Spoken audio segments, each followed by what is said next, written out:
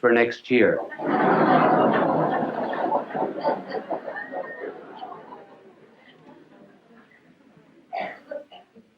So I am not presenting myself as a model to you on how to talk.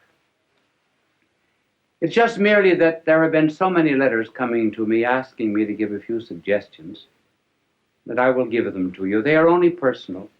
They may not apply to everyone, but I will give them to you for what they are worth. If I can talk now, I certainly couldn't always talk. There came a turning point in my life. It was in college when I was a freshman. I was on the debating team, which was in the college that I attended a great honor because they put a tremendous premium on debating. I thought I was good because, after all, I was picked as a freshman. I had to be good. And the night before the debate with Notre Dame University, the coach of our debating team, Father Bergen, called me over to his office and he said, "You are the worst talker we've ever had in this college." Well, that was a terrible shock to me. I said, "Well, if I'm so terrible, why did you pick me on the team?" He said, "Because you can think, not because you can talk." But he said, "You're going to learn to talk before you leave this room. Take a paragraph out of that speech, any paragraph you like." I remember we were talking on the Merchant Marine. I'll never forget, the paragraph began, "I think it needs no argument to prove," and so forth. So he said, "Stand up there against the wall," which I did. Now he said, "Go over that paragraph." At the end of it, he said, "Do you see your mistake?" I said, "No." "Go over it again." Went over it 1 hour, 2 hours, 2 hours and a half. I was dead. So was he. And every 2 or 3 minutes when I finished it, he would say, "Do you see your mistake?" I said, "No." But being naturally quick, after 2 hours and a half, I saw it. He said, "Do you see your mistake?" I said, "Yes, I think I do. I'm not natural." He said, "That's right. That's all." And he dismissed me. Do you notice how often speakers, as soon as they get up on a platform, or ministers or priests in the pulpit, everything changes, their voice changes, their attitudes, their poses? I think many prayers that we say we're not talking to God. We're talking to an audience, particularly prayers at banquets, and inaugurations, and so forth. And we put on artificial poses. "Oh God, we ask thee to send down upon us thy benediction, thy blessing upon the sailors who are at sea, the merchants at their counting table, the lawyers at their bar." Well, that's not the way people talk. So, being natural and preparing a talk, what would be some suggestions? Now, the way I prepare a talk is not perhaps the way everyone would want to do it, but I can only give you my way. In order to prepare a talk, one must do a tremendous amount of reading. Each one of these telecasts of mine would represent between 20 and 40 hours of study. When I get through, what have I got? Nothing but a bits of yellow pages. I think I have one in my pocket. But before I show it to you, I will tell you what I do. I study, I do research, and I begin to understand the subject. Then, when it gets into my head, I begin to write out points. Generally just 3 or 4 points that I'm going to talk about. I will only write out the heading. And then I will tear up the paper. and then rethink what I was saying. So that when I prepare a telecast, there must be 20, 30 to maybe 100 pages that are torn up. And then the closer I get to the end, the smaller the pages are. This is this telecast. And I brought it out here, not because I'm going to refer to it, but just simply because it shows you the points, how small the points are. And by doing a tremendous amount of study, the mind creates an atmosphere for the talk. There is much more air round about us than ever gets into the lung. There's more food at the table than ever gets into our stomach. There are more things to see in nature than ever comes into the eye.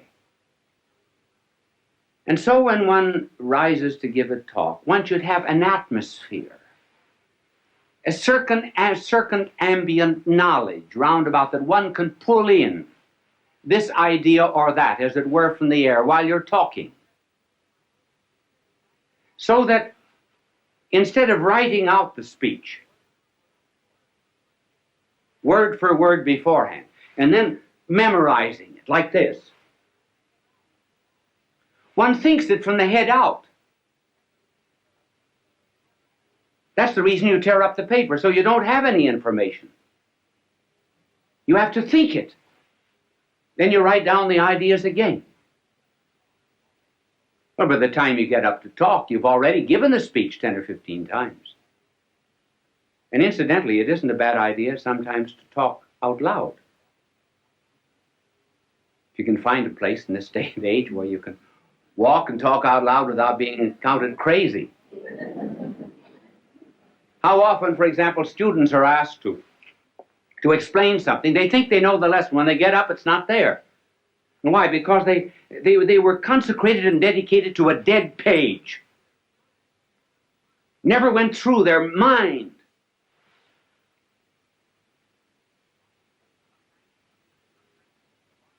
Sometimes teachers are just textbooks wired for sound.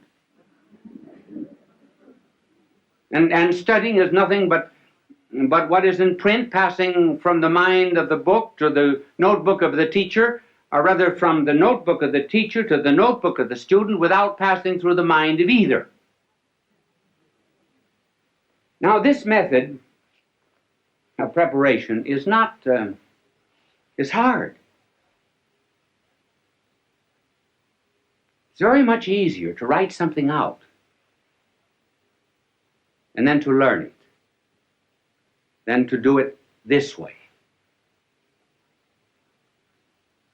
Sometimes if you do not feel well when you're giving a telecast or a lecture, thoughts do not come. You cannot always recall exactly what you had in your mind. But at any rate, there's a spontaneity. That's what people like. Even the mistakes you make. Now, one of the reasons, for example, why people like to have me draw is because everybody in the audience can draw better than I can. They feel they're far superior, and rightly so. So if I make a mistake in talking, fine. That's good. They say, I could do it just as well as that. And they can. This method, while it's harder and is a wonderful preparation for absorbing knowledge, has difficulties. One difficulty is that there are some people who give speeches who must write them out. For example, the President of the United States has to have his speeches written because every word is important. Then, too, there are some things that are not worth learning.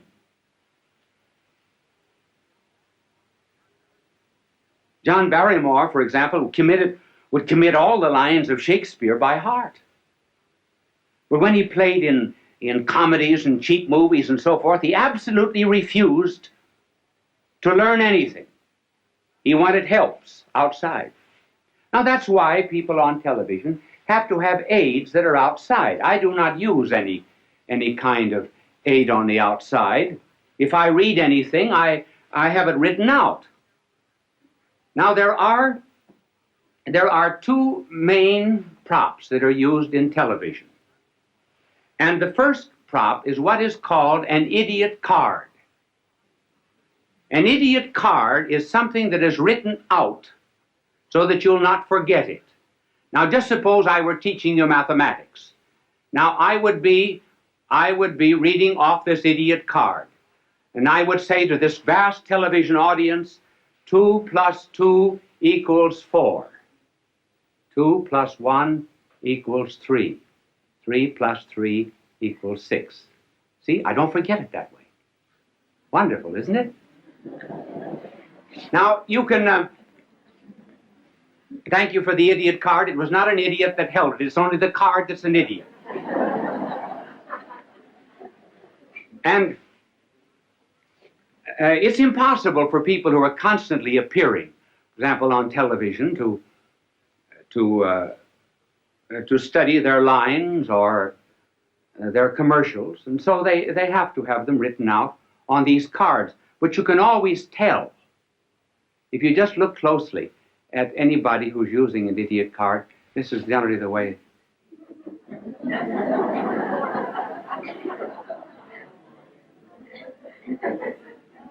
So do not be hard on them. If I were saying something that was not worth committing to study, I certainly would use one too.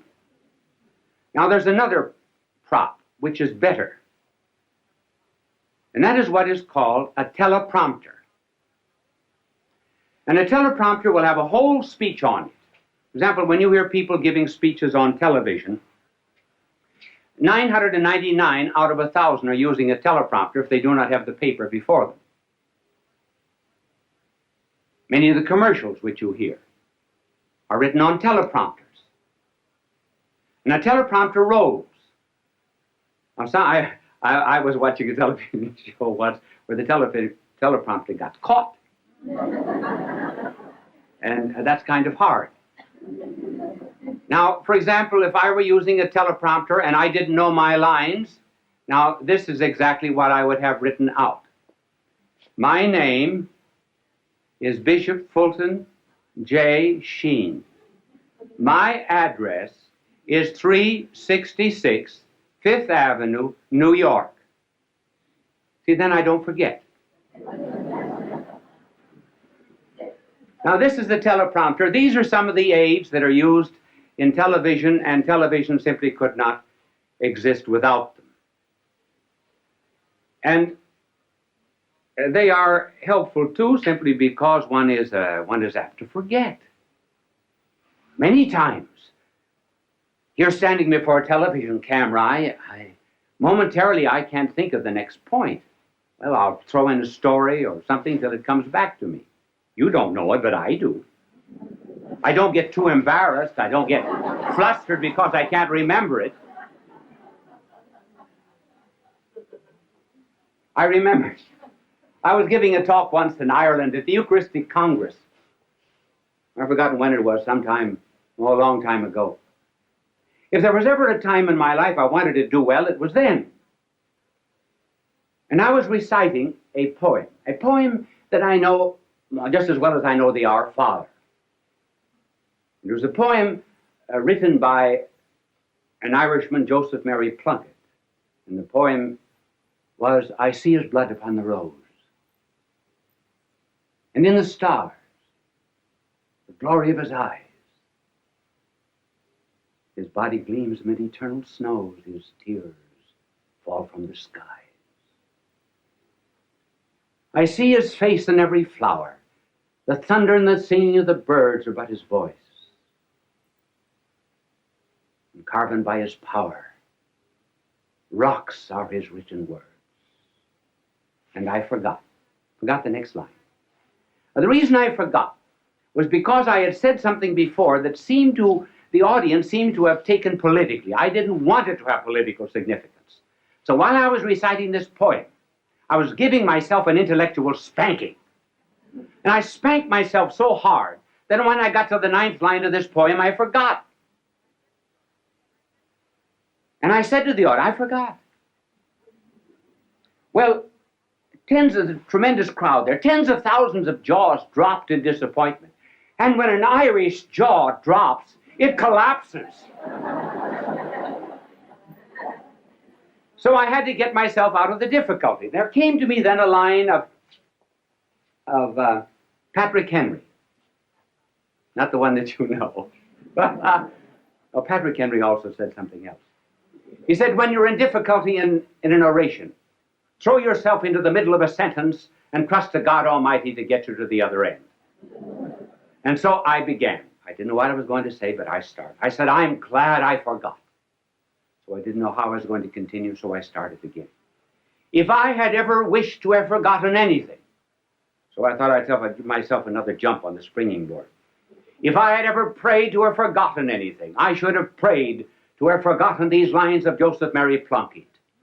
I think there's beautiful symbolism in their forgetfulness.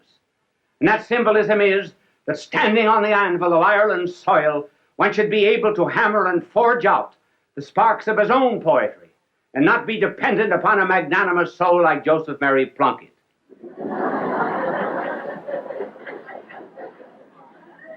I got no credit for it afterwards because the audience said that was a great trick, pretending you forgot.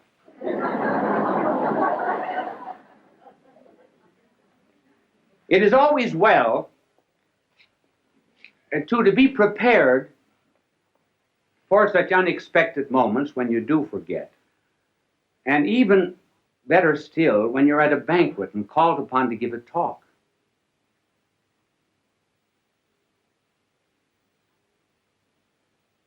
And you have to begin with something that is not too heavy. In fact, one should always begin with something that's not too heavy. For example, you just simply cannot begin a speech by saying, ladies and gentlemen, accipitur frontalis, the convoluted convolutions, the metaphorical abicliarum pelviarum. That's a little too serious. You have to start with something that's common to the audience. Now, I think the best story of all for being called upon to talk without preparation and unexpectedly was the delightful story of G.K. Chesterton. He was called on and he said, during the days of the persecution of the Christians, 2 Christians were out in the Colosseum. And some lions that had been released for 12 days, had been starved for 12 days, were released in their cages. They bounded out across the Flavian sands, were about to precipitate themselves upon the poor Christians. When the Christians reached out their arms, put them around the lion's neck, and began to say something in the lion's ear. Well, the emperor was furious. He came for blood, not comedy, because the lions went back again to their cages without touching the Christians. So the emperor, being furious, ordered other lions that had been starved for 4 weeks released.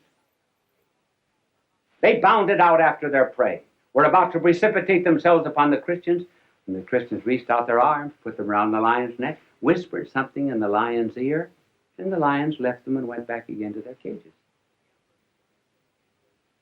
The emperor sent for the Christians. What are you doing to my starving lions? Nothing. Nothing but whispering something. But what do you whisper? The Christian said, we say, after this meal, you have to give a speech.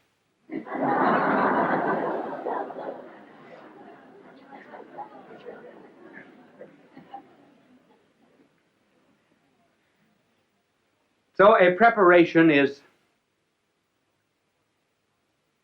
the most important part of the talk. And then as regards delivery, what is important is sincerity, meaning what you say. Children are the best judges of anything that's heard on television. I do not mean dramas where there's an artificial emotional interest created.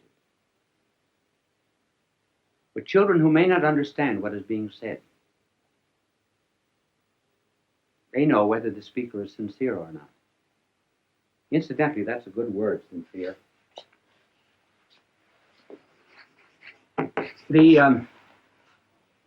When the Romans put up their many marble columns in their temples and their courts, they sometimes would find marble that had a flaw in it. So they would fill it up with wax and color it. Wax in Latin is cera. If they found a perfect marble that had no need of artificial filling, then it was called sine in Latin, means without wax, or sincere.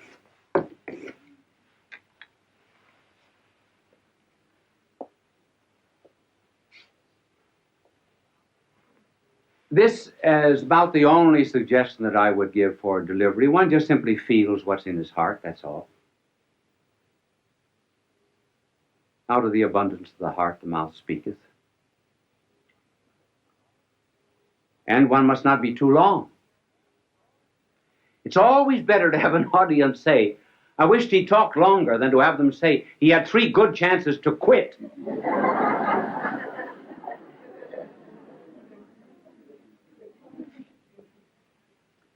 And then in the communication of any idea, the secret of a good talk is the secret of fire. Fire has 2 qualities, heat and light.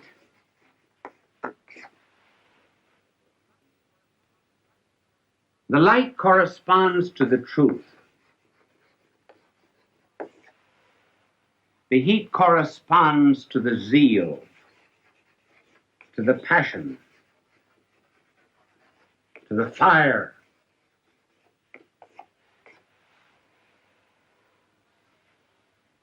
And the fire and the passion come always from the truth. When one is on fire with anything and really believes in it, all the words come out naturally.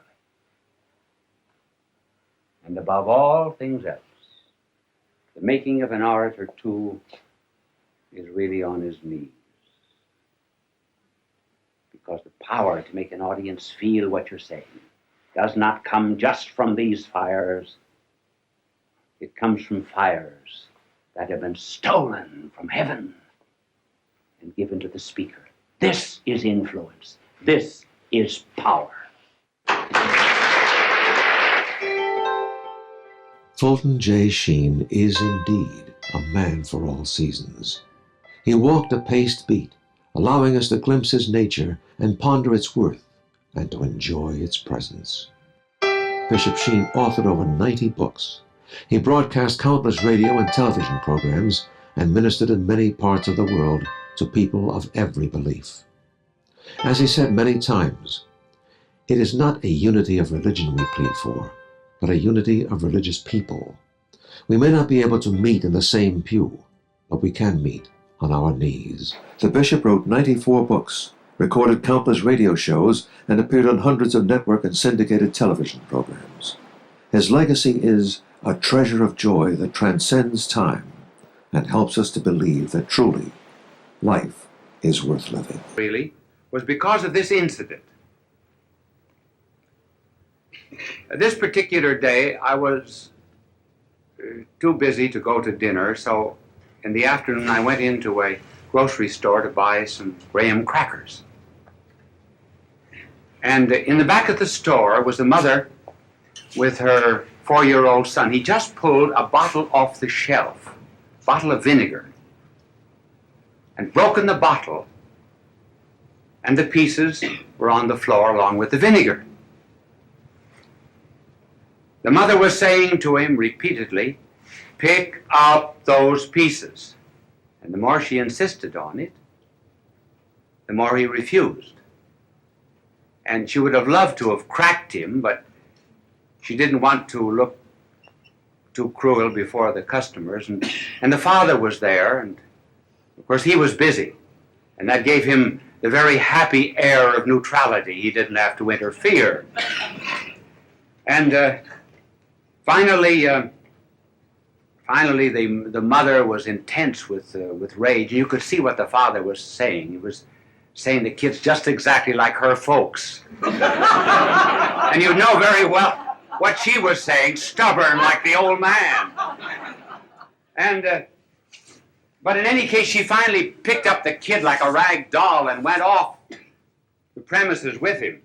And so it set me thinking and brought the subject of this telecast. Who won? The child or the mother? The child didn't pick up the pieces. He was weak, but he had resort to tears, which is always the last resort of weakness. She was strong, but did she win? Well, she resignated a certain amount of power, but she had to do it.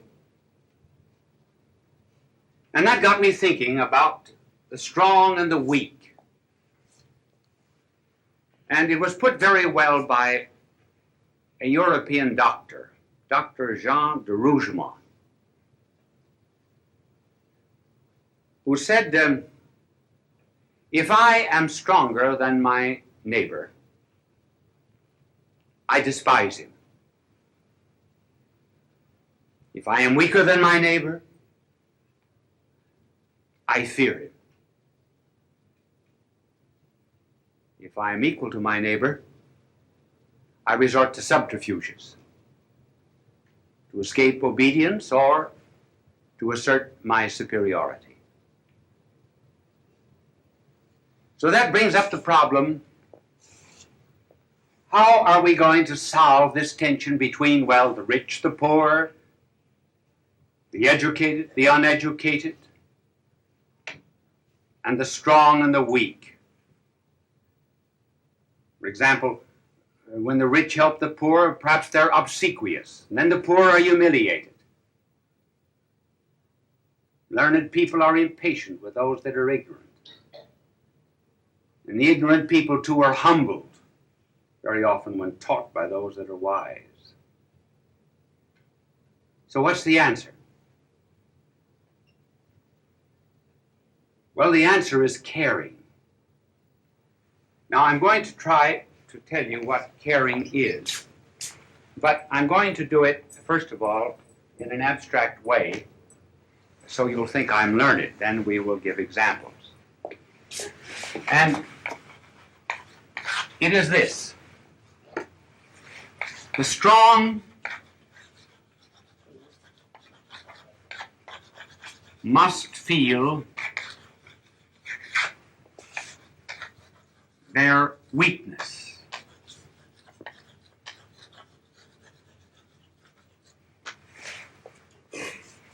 Strong must feel their weakness. The rich must feel their poverty. The wise must feel their ignorance. How can this be done? Well, let the strong begin to examine themselves and find out how weak they are, first of all. You think you're real strong? Strong-minded, strong-willed? Did you keep the last New Year's resolution? Do you keep on a diet? I know a woman who went into a gymnasium and the instructor said you have to chin yourself 20 times a day. She said, which chin?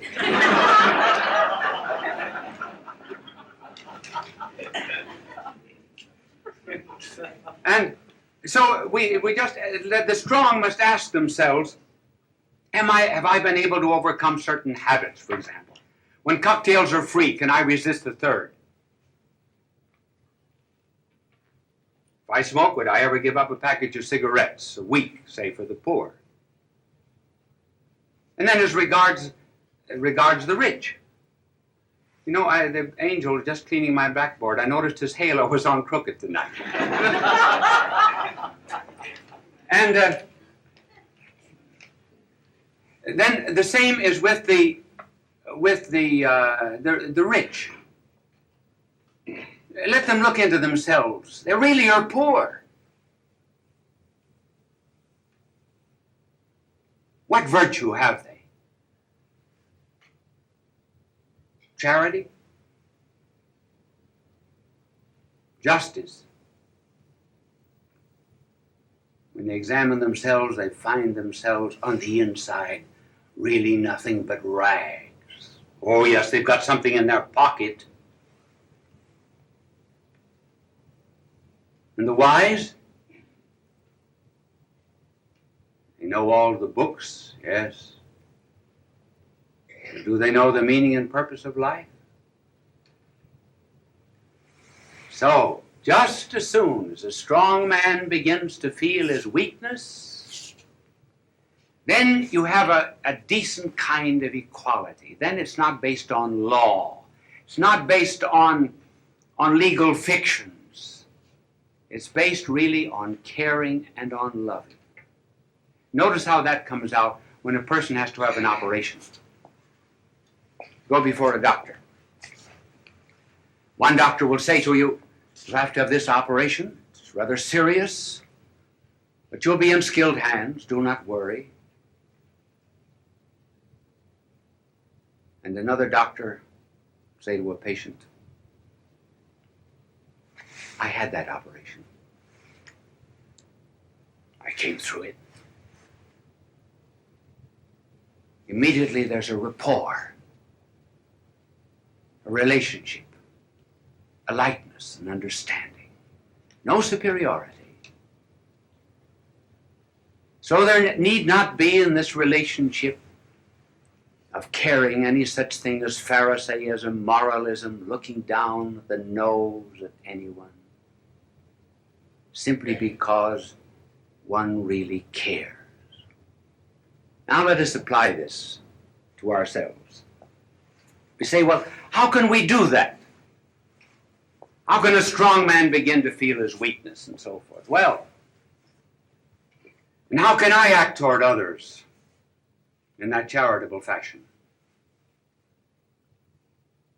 Well, let us begin asking ourselves, aren't there moments when I hate myself? I know that I'm rotten on the inside. The water cooler in the office. I complain and talk in a nasty fashion about someone. Looking back over my life, it's been spoiled. Weakness, things to be hated, but I sure like myself. So when you go into a room, despite the fact that you've often said to yourself, "Oh, I hate myself for that," but you take the easiest chair in the room, don't you? When you go into a restaurant and you don't like a certain kind of food, do you order it? Though you hate yourself? Now, for example, I don't like chicken. I announce that every 2 years over the television in case I'm invited out to dinner. And this is about the time to announce it. I will tell you the reason why, actually. The reason is that when I was a boy, my father would send me out to a farm during the summer vacation and sometimes on weekends. And the farmer would give chicken dinners every time I went out, and I had to wring the chickens' necks. I rang, I think, in round numbers, 7,683 chickens' necks. So when I go into a restaurant, do I order chicken? No. Despite the fact, for example, that there are many things that I know I find very despicable in myself. Now, if I, who hate myself, find much that is lovable, if I, who know all of my weaknesses, and still take good care of myself, If I am that way to myself, why can't I be that way to my neighbor who's weak too?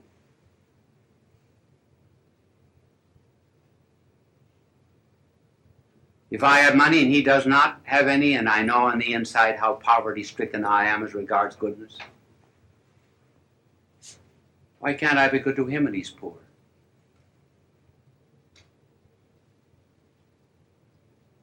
This is the basis of caring. Then I belong to the companionship of the needy, the fellowship of those that are looking for help. I'm not above them. I am one with them. Did you ever ask yourself why our blessed Lord should have said, love your neighbor as yourself? Why did he not say, love your neighbor more than yourself? Well, because if you love yourself, knowing really the way you are, then if you give that kind of love to your neighbor, you really are wonderful. You're marvelous. And then, of course, the greatest reason of all is, well, I'm loved by God. Therefore, I've got to love everybody else. I must not say, for example, God loves everybody, therefore God loves me. No. God loves me, therefore he must love everybody. So you see, the basis of caring is this real kind of love. And what a difference it makes. Here was a girl and a only child of a husband and wife who were always quarreling. She grew up unwanted, unloved, and she lost faith in fellow man. She even lost faith in herself. And so as a young woman, she was miserable and unhappy. And in the town was a rich young man who fell in love with her. And he saw beneath all of that rough exterior not a rhinestone in the rough, but a diamond in the rough. And immediately she changed. Why? She was loved. She was cared for. She had worth. In one of our leper colonies, there was a visitor said to one of the nuns who was washing the feet of a leper. He said, "Sister, I wouldn't do that for $1 million. And she said, "Neither would I." But she cared because she loved. She didn't consider herself above anyone in that camp. I heard of a woman who went to a mother and said, "I would give 20 years of my life to have 2 children like that." And the mother said, "That's just exactly what it cost me."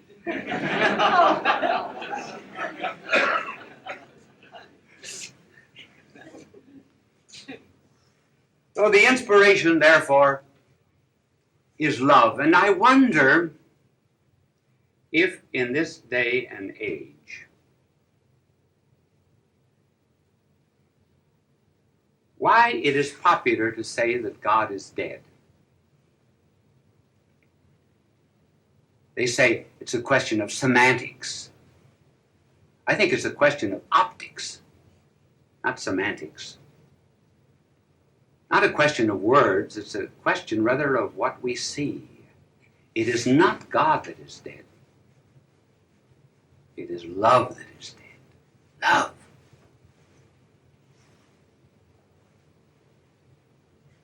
Just let any of these so-called scholars who say that God is dead go out and do a little loving.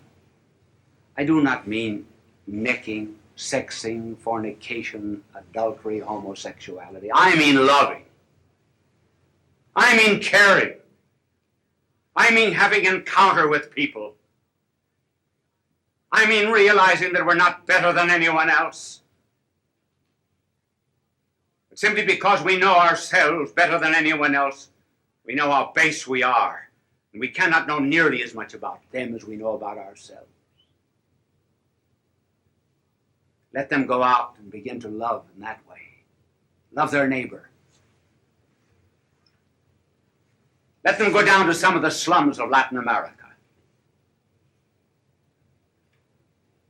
Go into the wards of some of our city hospitals. Go into the poor districts of a city.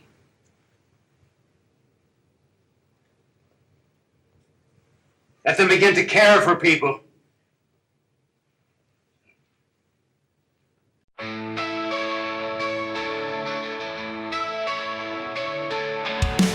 Road to death, they say, but we're alive today. Chasing dreams, we fly into the night sky. Lights flash, blind our sight. We race into the light. Hearts beat, thunder loud. We're lost in the crowd.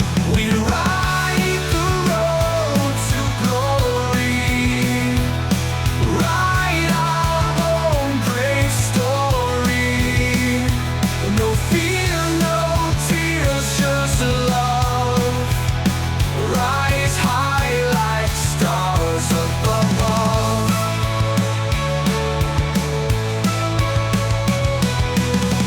Battles fought and won. We're shining like the sun.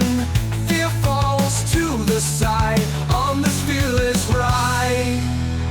Awards and gold in hand, we take our final stand. Filmmakers, actors proud, we shout our dreams out loud. We ride the road to glory. Write our own great story.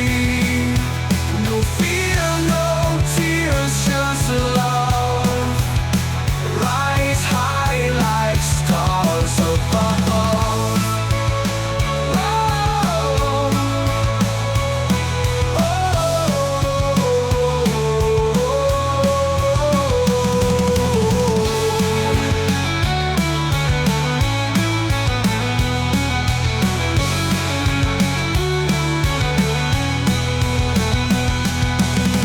Battles fought and won.